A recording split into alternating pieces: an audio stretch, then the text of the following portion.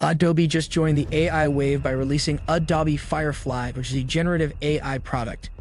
It's really good, and I think it's going to crush the industry. One interesting thing about this product is that it has a do not train tag for creators who don't want their work to be used in future AI generation models. I guess this is protecting the artists as well, so it's definitely very interesting. We need to get straight to this because a lot of this stuff is very interesting.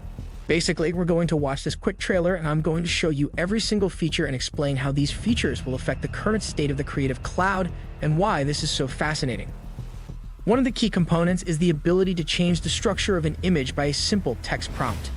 If you're familiar with Photoshop, you know that this is very hard to do, especially if you're just starting out. What you're about to see is that when I click play here, they just say change scene to winter, click generate, and it changes right away. If you like these kinds of videos, all I ask is to give this video a thumbs up. It doesn't cost you anything, it's 100% free. It will help us out with the algorithm. What we're getting here that other image generators don't have is simple changes. You can see that there are many various layouts that we can choose from, which means that this is going to be very effective. You can see 1, 2, and 3, and the user interface is just making it easier for people to be more creative. For example, software like Midjourney and DALL-E 2 are a little more confusing for the average user because you have to refine and tweak things in a different way.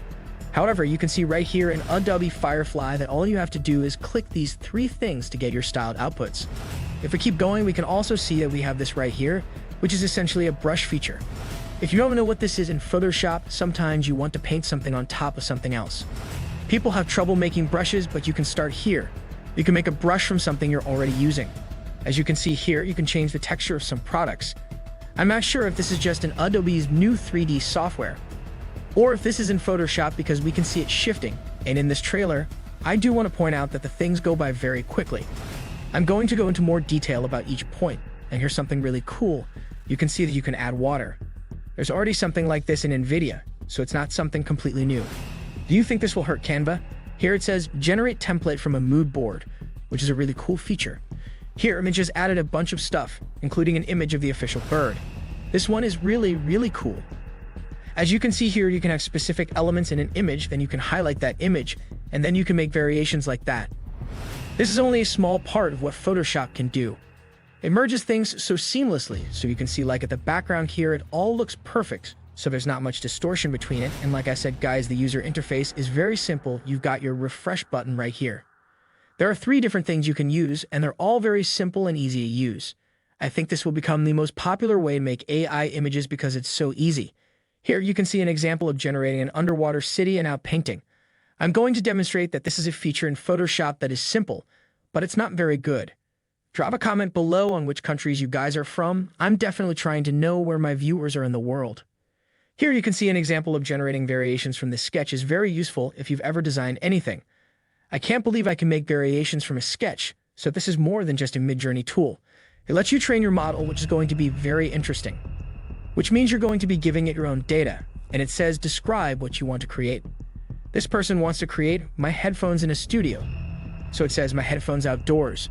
You could literally put your own images somewhere else, so I think that's going to be one of the biggest features, but let's go over all of them. Adobe just announced text-to-image, which is something we've seen recently. For example, Midjourney now has it, and there are many others. I won't go into too much detail about this, but I will say that this is much more interesting than other image generators. It says styles means that this is much better than Midjourney and other ones because you can see right here that a user of this website can just select the content and type. You can see that it's a photo, a graphic, or a piece of art, and this is something that the average user won't understand. I don't know every style of art, I'm pretty sure that no one does, but you can see what I mean. Right here, they have many popular styles that you can use without having learned about them. For example, if you don't know every art style but see one you like, you can just click digital art, neon, or chaotic and change the color, tone, and lighting. You can do all of these things in one app, which is in beta right now and is really cool. You can see here that when you change the landscape and the movements, it's much more effective than Midjourney because in Midjourney, all you have to do something like this is change your prompt and write it in a certain way. If you want to add some effects, you have to add weight, which is hard to do unless you're an expert. I'm not saying that this software is better than Midjourney, but I do think that this one is much easier to use. For example, you can see here that they just added some ideas to the lighting and got better results right away, so I do think that this one is better. I think this will be easier because, as you can see here, it just lets you put your tags at the bottom. If I were a creator, I would find this much easier to use. There's also a few other things that were just shown at the event, and it was very interesting. It says right here, portrait of a person in an art studio with plants and sunlight, and you can see right here, guys, that what's crazy about this, and I didn't even realize this when I was watching the demo, but you can see right here we've clicked art. And as the person in the demo shows us, they've now clicked a photo. And we can see right here, guys, that they've literally taken a photo of. These realistic photos look way too real, but it's crazy that this generative AI works as well. What's cool is that you can change the aspect ratios right here. Aspect ratio is just how tall and wide the image is. For example, on your phone, this is what it looks like. When you flip your phone, that's what it is too. And this is just an aspect ratio for maybe Instagram. So if you're making content and want to use it for something, this is much better because, as I said in Midjourney, you got to know exactly what you're doing, and someone might not know that 9 by 16 or 16 by 9 means widescreen. But when you see images, you know, hey, this is a full screen phone. This is much better. What it shows us here, and this is only 12 seconds in, is that it already has this feature in Adobe. You can just change what this person is wearing. This is so perfect. What's also cool is that Adobe has some small features like this that most people don't know about because they don't use it as much. But you can see right here that you can make it smile more, open its eyes, and do all these little things, as if Photoshop wasn't good enough already. There's a lot you can do with Photoshop, but this is going to make the typical individual really good at it, so it's going to really close the knowledge gap.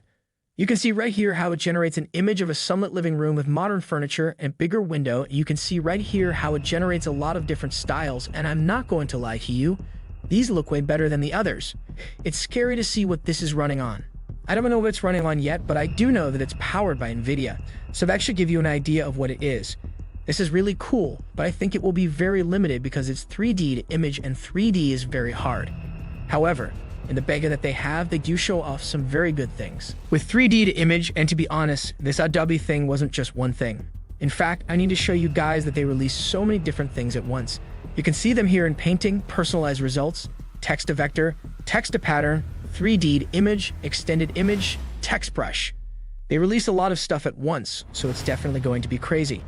Let's see, they take a random shape or a model. Maybe you'll be able to upload your own, and then you can convert it to something else. For example, we can turn this shape into a castle on a grass hill. This is really, really crazy, guys. If someone showed me this image and said, this is somewhere in America or the UK, I would say, yeah, it probably is a strange building, but it looks real, even though it's a weird shape. But this is really realistic, and it was made pretty quickly. This is a castle dessert, so cool. You can see that it's made into a dessert in the shape of a castle. With 3D, it will be very interesting to see what people come up with, and this is where I think Canva dies. I know this might sound crazy, and I know that Canva did steal some of the market from Photoshop, but if you don't know what Canva is, it's a website that lets you make your own designs. This is a platform where you can quickly design things. I don't know if they're going to add AI features, but you can see in the bottom left corner that they have an event coming up soon. You can basically make things very quickly. For example, if you want to make an Instagram poster, you can click this, and this, then this, then this, then this, then this, then this. Like that, guys, and then it's her 6th birthday. So they make this, and you can see right here that it updates to her 6th birthday. This is going to be very disruptive, okay. I think it's going to be a major game changer. This is going to save so much time. Imagine just inputting the image and saying it's her 6th birthday, and then you have exactly what you need. This is crazy. Imagine just inputting the image and saying, I need a logo design or a web page design. Dress the dog in this, then put it in front of a gingerbread house, which is something that other software can do. This is another image generation, and it's going to be crazy because vectors are hard to make. You can also convert text to vector, which is going to be crazy because vectors are hard to make. There are some websites that do vectors, and there is one that does it, but if Adobe does this right, it will really change the game. Vectors are different images that can be scaled to any size without losing quality, so it's really cool that it's right here. Combining photos is also really cool because it will make things more creative. I'm definitely going to use this. Here, stuff like this isn't fake. I know you might think, oh, they just pixelated it and then pixelated it. But it's not fake at all.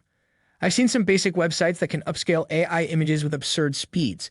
So basically, what you want to do is go to the main page and click Request Access. Then enter your details. I'm not sure when they'll release the beta, but I know some people do have it.